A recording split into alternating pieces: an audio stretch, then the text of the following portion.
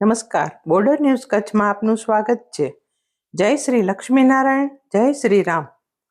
આપણે સામાન્ય રીતે મંદિરોમાં પુરુષ પૂજારીઓને સેવા પૂજા કરતા જોઈએ છીએ, પણ કચ્છના નખત્રાણા તાલુકાના અરલ નાની અને અરલ મોટી ગામોમાં વર્ષોથી એક અનોખી પરંપરા જીવંત છે. અહીં માતૃશક્તિ માત્ર ઘરની જ નહીં પરંતુ ભગવાનના મંદિરની પણ સેવા નિષ્ઠાપૂર્વક સંભાળી રહી છે. કોઈ છેલ્લા 6 વર્ષથી, કોઈ 50 વર્ષથી, તો કોઈએ 30 વર્ષ સુધી અવિરત ભગવાનની સેવા અર્ચના કરી સમગ્ર વિસ્તાર માટે પ્રેરણારૂપ ઉદાહરણ પૂરું પાડ્યું છે.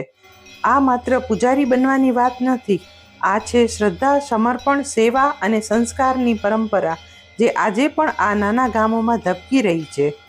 અરલ નાની ગામે પાટીદાર સમાજના લક્ષ્મીનારાયણ મંદિરમાં છેલ્લા 6 વર્ષથી મુલામા જોશી પૂજારી તરીકે સેવા આપી રહ્યા છે.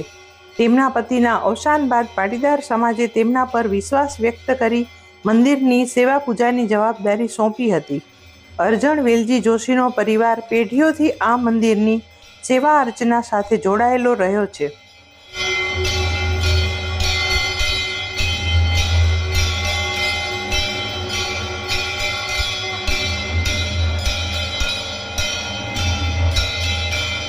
સેવા પૂજા કેટલા સમયથી કરો છો લક્ષ્મીનારાયણ ભગવાન મંદિર? એમ તો એક 22 વર્ષ થયા, હા, પણ હું કરું છું તેને 6-7 વર્ષ થયા. 6-7 વર્ષ થયા. એટલે આ પહેલાથી બીજા મંદિરની કરતા હતા કે આ પહેલું? આ જ મંદિરની કરી, બીજે કરીએ રે, પણ અમારે પોતાનું મંદિર. અચ્છા, અને સેવા કરવાનું કઈ રીતે બન્યું અહીંયા? સેવા તો ગામના છે તે તો મળવારી છે ને. અચ્છા, બરાબર. તમને એટલે અહીંયા સેવા પૂજા કરવામાં આનંદ આવે છે? હવે મને તો બહુ આનંદ આવે. એમ એટલે ગામ લોકોએ પાટીદાર સમાજે આગ્રહ કર્યો કે તમે સેવા કરો કે? ના કે એટલે જ કરવું રહ્યું સેવા. કઈ વાત જ કરું ને, મળશો ત્યારે ભાઈ કરે. બરાબર. અચ્છા, હું ના કરું. બરાબર. મોટા દિવસ આવે ને તો ભાઈ કરે. અચ્છા, સવાર સાંજ બે ટાઈમ? 2 ટાઈમ, સાંજ સવાર સેવા કરવી, બપોરે ભોગ લગાવો, બરાબર. હા, પછાડનું મંદિર ખોલવું. એટલે આપણા પરિવારમાં આ પહેલાથી અમારે પહેલાથી જ આ ઘરનું અહીંયાના જ છીએ અમે. અચ્છા, પેલા મારા સસરો કરતા, પછી મારા દેર કરતા, પછી મારા કરતા, પછી અમે મારા દીકરો કરે. એટલે આથી પેલા ઈ જે ગોરણીમાં છે એ એમના મહારાજ હતા. એ સ્વર્ગવાસ થયા એટલે પછી ગોરણીમાં આપણે રિક્વેસ્ટ કરી કે જો તમે સંભાળતા હો તો અમને બીજાને કોઈને ગોતવું નહીં. એમને આ કીધું અમે સંભાળી લેશું ને સેવા કરશું, અમે જેમ ચીલો અમારો ચાલ્યો હોય ચાલુ રાખશું. એટલે એ ગોરણીમાં અમે સેવા આપી. કેટલા વર્ષથી સેવા આપી? સેવા આમ તો મને યાદ છે તેમ તો એ જ પરિવાર કરે છે. એમના સસરા હતા ગોરણીમાના, પછી એમના દેર હતા, પછી આ ગોરણીમાના મહારાજ હતા, પછી ગોરણીમાં એ ચાલુ જ છે. બરાબર.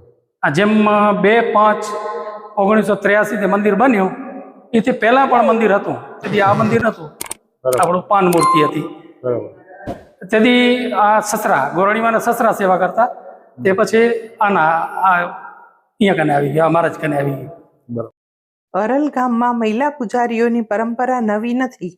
અરલ મોટી ગામના ઠાકર મંદિરમાં આજથી અંદાજે 100 વર્ષ પહેલા વેલજી મહારાજના નિધન બાદ તેમના ધર્મપત્ની વેલામાએ સેવા પૂજાની જવાબદારી સંભાળી હતી. હાલમાં આ જ મંદિરમાં છેલ્લા 50 વર્ષથી શાંતાબેન સામગર ગુસાઈ સેવા આપી રહ્યા છે. નાર્યસ્તુ પૂજ્યંતે રમંતે તત્ર દેવતાઃ. મનુસ્મૃતિનો આ પ્રખ્યાત શ્લોક એમ કહેવા માગે છે કે જ્યાં નારીનું પૂજન થતું હોય ત્યાં દેવતાઓનો વાસ હોય છે. પરંતુ મારે એક એવી વાત કરવી છે કે જ્યાં દેવતાઓનું પૂજન, દેવતાઓની સેવા પૂજા નારી કરતી હોય તો હા, આવી જ ઘટના મારા જ પરિવારમાં આજથી મારી 4થી પેઢીએ મારા દાદા શ્રી વીરજી મહારાજ જે 1853માં જન્મેલા અને 1913માં નિર્વાણ પામ્યા, તે વખતે મારા દાદા અને બંને ભાઈઓ નાના હતા. અમે નાની અરલ ગામના રહેવાસી. તે વખતે નાની અરલના જે મોભી હતા કરણસિંહ નારાયણજી જાડેજા, એમને બોલાવી અને મારા પરદાદી બેલામાએ એમને કહ્યું કે મારા દીકરા બંને નાના છે, મારા દેવ પામ્યા છે, માટે ગામનું કામ છે, બીજા બ્રાહ્મણની વ્યવસ્થા આપ કરી લો. તે વખતે એ મહામાના કરણજી બાવાએ કહ્યું કે ગોરાણીમાં આજે જે ઘોડિયામાં છે એ કાલે ઘોડે ચડશે. આપ સેવા પૂજા કરો, આપ વિધિ વિધાન કરો, અમને કોઈ વાંધો નથી.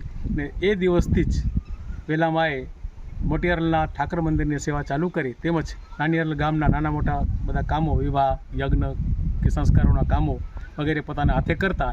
અને એ પછી તો મારા દાદા હોય, મારા મોટા બાપ હોય, મારા પિતાજી, મારા કાકાએ અને અમે પણ સેવા કરી. પરિસ્થિતિવશ એવી થઈ કે વ્યવસાય અર્થે થોડી પ્રગતિને લઈને અમારે ગામથી બહાર જવું પડ્યું. પરંતુ આજે પણ ચોથી પેઢીએ મારા મોટામાં શ્રી મુલાબા ભગવાન લક્ષ્મીનારાયણની સેવા નાનિયારમાં કરી રહ્યા છે. એટલે અમારી પેઢીમાં આ સ્ત્રીઓએ અથવા તો નારીઓએ ભગવાનની સેવા અર્ચના પૂજા કરી હોય આવી ઘટના ખરેખર સનાતન ધર્મમાં આપણા કચ્છમાં કે વિરલ જોવા મળતી ઘટના છે. આ જ પરંપરાની કડી રૂપે મોટા અંગિયા રામ મંદિરમાં રાજગોર શાંતાબેન નરસિંહભાઈ માકાણીએ સતત 30 વર્ષ સુધી સેવા પૂજા કરી હતી. ગયા વર્ષે તેમના દેવલોકાગમન બાદ પણ પાંચાળાના લોકો આજે તેમને આદરપૂર્વક યાદ કરે છે. ભગવાનની સેવામાં સ્ત્રી કે પુરુષનો ભેદ નથી. જ્યાં ભક્તિ હોય ત્યાં જ ભગવાનનો વાસ હોય છે. આવી પવિત્ર અને ગૌરવપૂર્ણ પરંપરાને સત વંદન. જય શ્રી રામ, જય શ્રી લક્ષ્મીનારાયણ, હર હર મહાદેવ.